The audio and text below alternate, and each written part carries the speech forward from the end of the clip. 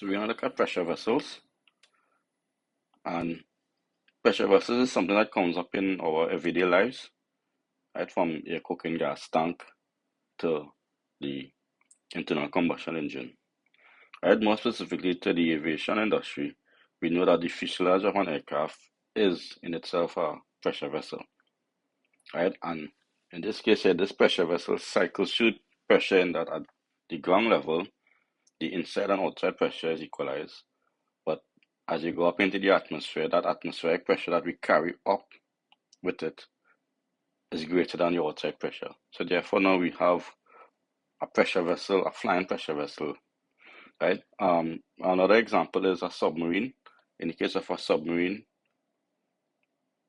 as we go further and further below this level of the sea, we have pressure being applied all around, right? So we kind of have the opposite of the aircraft. So that's externally applied pressure. Right, so this lecture is going to go into how we could calculate the stress in these pressure vessels in the material and compare it to our values so that we could prevent failure. Right, the two types of pressure vessels we're going to look at is thin wall and thick wall pressure vessels. Right, there's assumptions that are being made with respect to both of them. Right, and we will go through each one individually.